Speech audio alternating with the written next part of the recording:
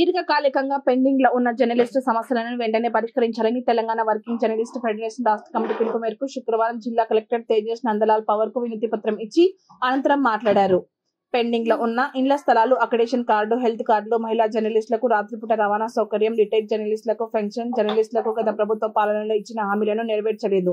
ముఖ్యమంత్రి రేవంత్ రెడ్డి వచ్చిన తర్వాత అయినా జర్నలిస్టులకు సముచిత స్థానం కల్పిస్తారనుకుంటే ప్రతిపక్షంలో ఉన్నప్పుడు రేవంత్ రెడ్డి ఇచ్చిన మాటను నీటి మీద రాతలాగే మిగిలిపోయాయని అన్నారు. తెలంగాణ రాష్ట్ర ప్రభుత్వం ప్రత్యేక జీవో తీసుకువచ్చి వెంటనే జర్నలిస్టుల సమస్యలను పరిష్కరించాలని కోరారు. ఇప్పటికే అక్రిడేషన్ కాల పరిమితి ముగిసిపోయినా తిరిగి రెన్యువల్ చేసుకుంటూ వెళ్తున్నారే తప్ప కొత్తగా వచ్చినటువంటి జర్నలిస్టులకు అక్రిడేషన్ కార్డు లేక, హాస్పిటల్లో హెల్త్ కార్డు లేక చాలా ఇబ్బందులకు గురవుతున్నారని అన్నారు.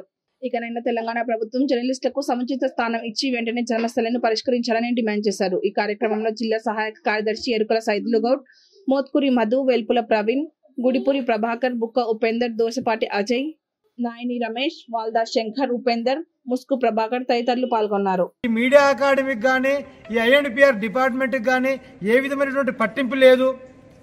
కనీసం జర్నలిస్టు సమస్యలు పట్టించుకునే నాదులు లేదు. ఎలక్షన్లకు ముందు రేవంత్ రెడ్డి చెప్పిన మాటలన్నీ కూడా నీటి మీద రాతలుగానే మిగిలిపోయినాయి.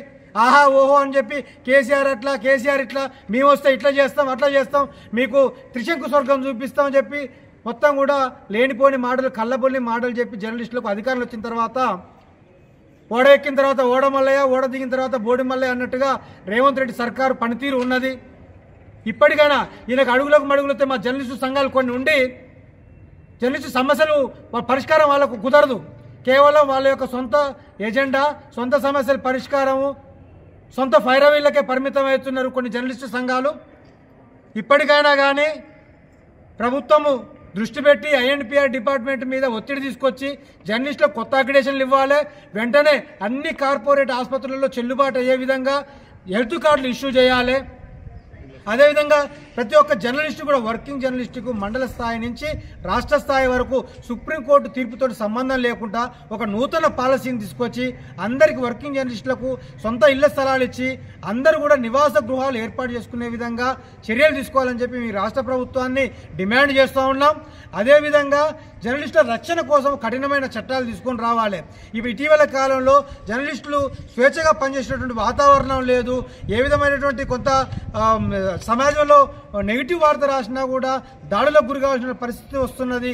కేసులు కూడా విపరీతంగా, డిపార్ట్మెంట్ కూడా కేసులు విపరీతంగా అడ్డగోలు కేసులు పెడుతున్నారు. వీటన్నిటి రక్షణ కోసము జర్నలిస్టుల మీద ఒక కఠినమైన చట్టాన్ని తీసుకొని రావాలి. అదేవిధంగా మహిళా జర్నలిస్టులకు కూడా రక్షణ కోసం స్వేచ్ఛగా పనిచేసేటువంటి వాతావరణాన్ని కల్పించే విధంగా రాష్ట్ర, కేంద్ర ప్రభుత్వాలు చర్యలు తీసుకోవాలని చెప్పి ఇలా రాష్ట్ర తెలంగాణ వర్కింగ్ జర్నలిస్ట్ ఫెడరేషన్ రాష్ట్ర కమిటీ ఇచ్చిన పిలుపు మేరకు మనం Suryapet Telangana working journalist federation Suryapet జిల్లా కమిటీ సూర్యాపేట జిల్లా కలెక్టర్ గారికి వినతి పత్రం ఇవ్వడం జరిగింది. తక్షణమే సూర్యాపేట జిల్లా నుంచి మేము ఇచ్చినటువంటి రిప్రజెంటేషన్ని రాష్ట్ర ప్రభుత్వానికి పంపి రాష్ట్ర ప్రభుత్వాన్ని రిప్రజెంట్ చేసి రాష్ట్ర వ్యాప్తంగా ఉన్న జర్నలిస్టుల సమస్యలను పరిష్కరించాలని చెప్పి మేము జిల్లా కలెక్టర్ గారి ద్వారా ఈ రాష్ట్ర ప్రభుత్వాన్ని కోరుతా ఉన్నాం.